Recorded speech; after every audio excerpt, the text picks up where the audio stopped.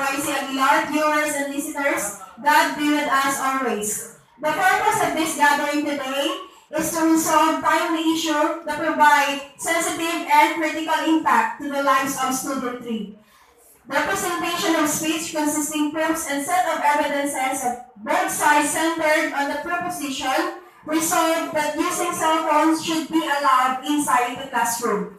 Each speaker of both sides is given the time as instructed during the orientation in delivering their speech. So may I present to you the Board of Judges. So we have the first judge, we have Sir Roel Lia, Grade 10 Bravo Advisor.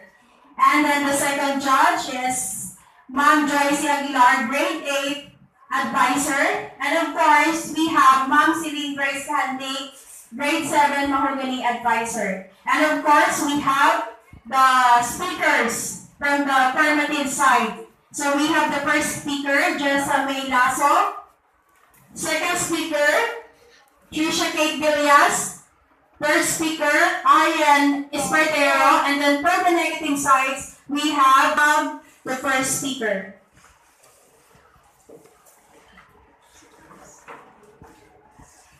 Good afternoon, everyone. I believe that cell phones should be allowed in public schools for many reasons. They are good for education, safety, and much more.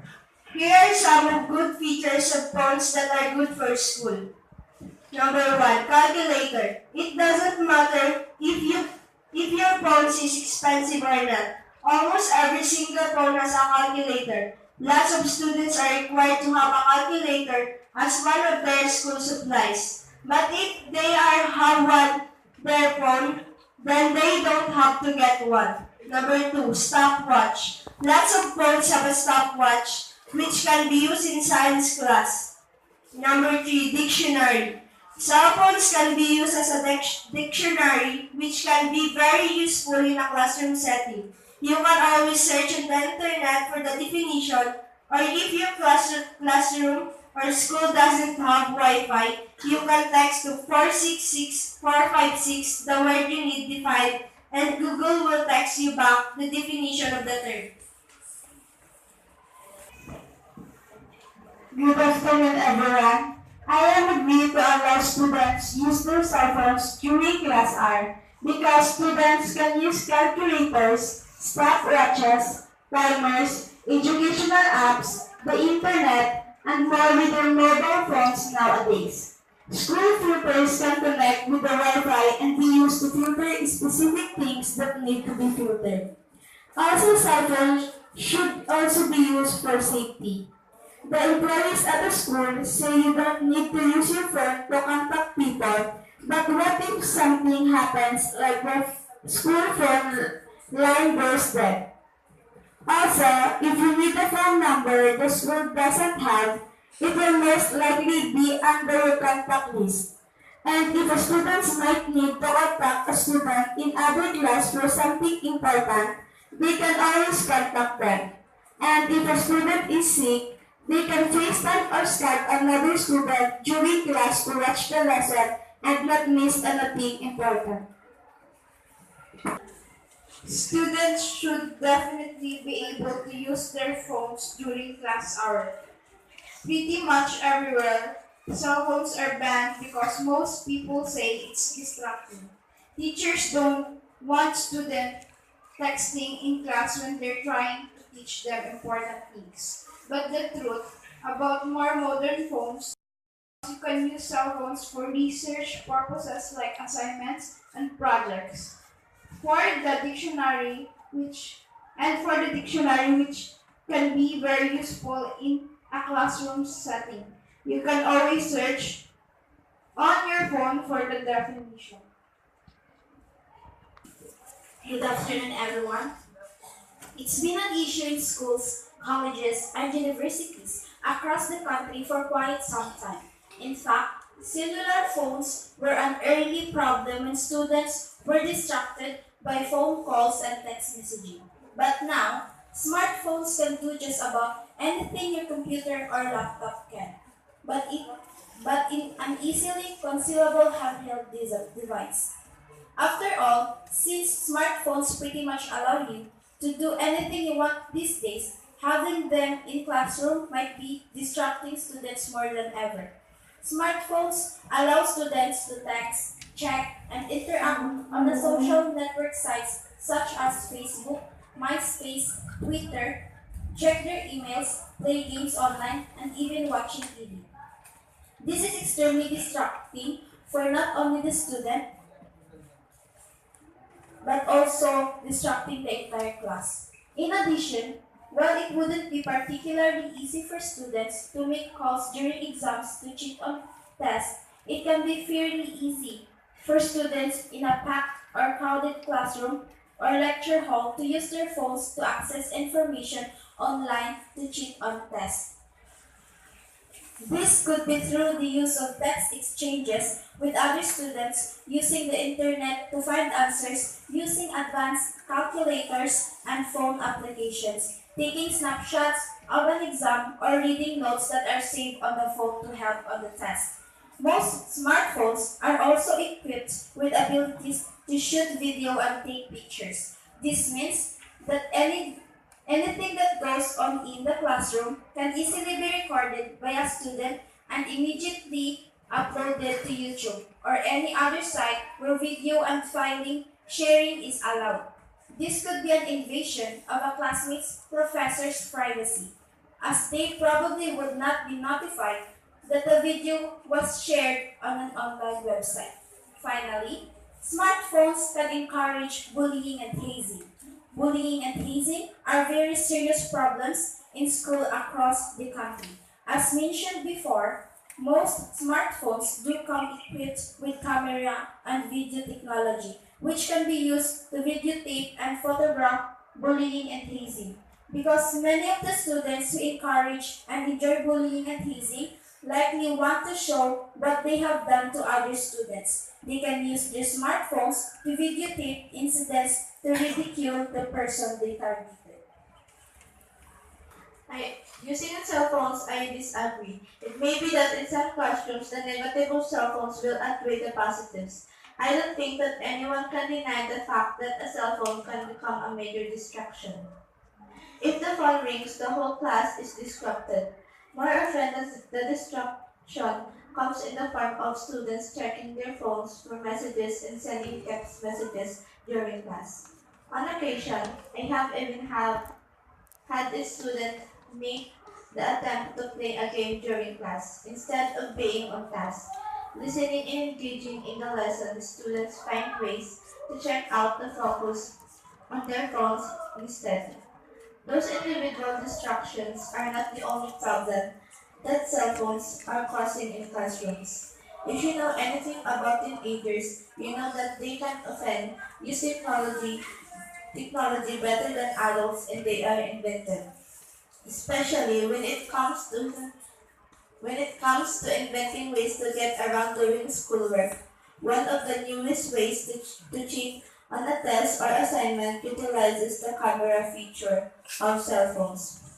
A student in morning class may take a photo of the test questions and send or show the image to a friend that has that has my class later in the classroom. The subject came up in a faculty meeting, and the teacher told the tale of how she caught a student copying a friend's homework off of an image on the screen of his cell phone. Good afternoon. Many cell phones today can be equipped with not only a camera feature, but they often also have a video recorder and voice recorder as well. In the past few years, I have watched news stories that describe how teens were taking a video of a fight.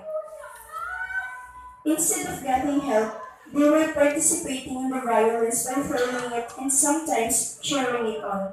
It is scary to think of all the negatives that a video or voice recorder could be used for in a school setting. Photos or videos taken in a locker room could lead to disaster. Videos of fights inside the school could be posted on the internet before the chaos has even settled.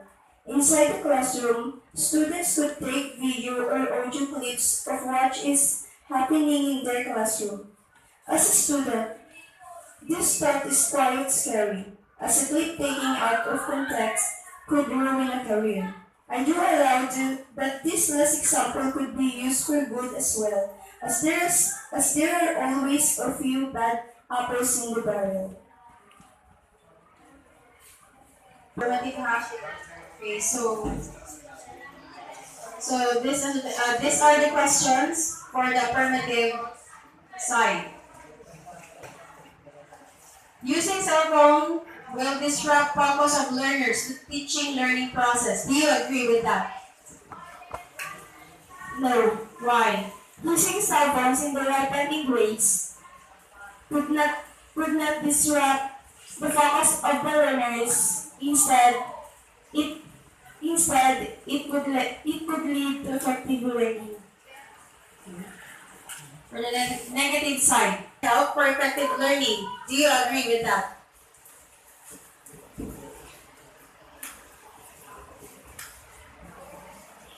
Using cell phones can be a big help for effective learning. Do you agree with that? Why? No. Because there are students that using cell phone for watching sex videos that give them more curiosity for having sex that increase the number of teenage pregnancy, and they play games that give them addiction and steals the focus and attention to their studies. Okay. For the affirmative side, capabilities to help students in their studies. Do you agree with that? No, Why? because not all students, but there are some of students that have a good purposes. Because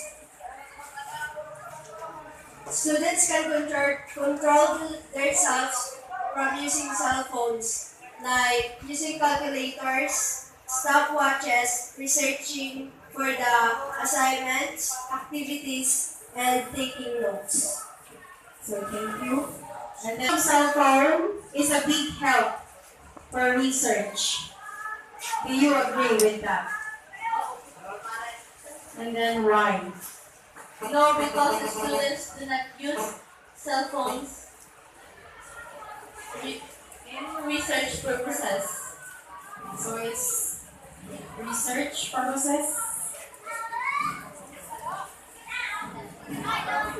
Using of cell phones is a big help for research. Do you agree with that? No, because students do not use cell phones for research purposes. Instead, they use it for recreations only. Okay. It may lead also to conflict between learners because they use it in bullying. The comments and suggestions of our good-looking judges. So we will now have the first judge, Sir Ruel Ia.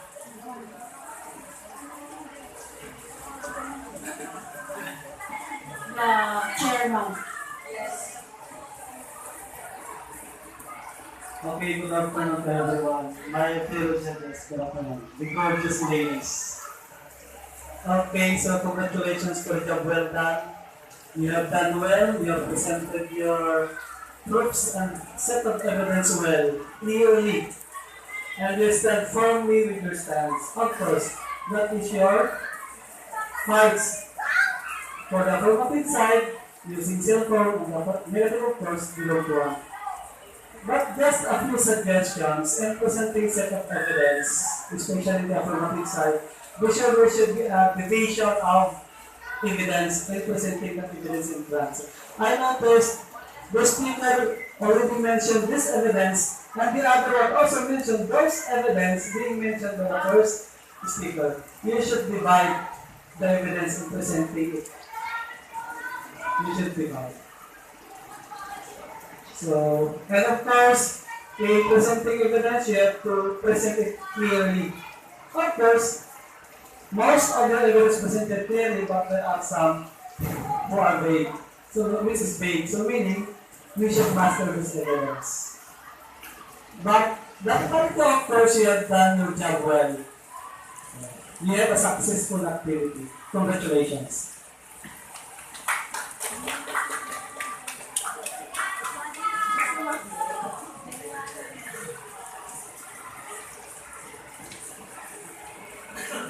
It is manifested during the process. The both sides really stand firm on their side as they present proof and set of evidence. During the process, it is just whoever earn more merits depends upon the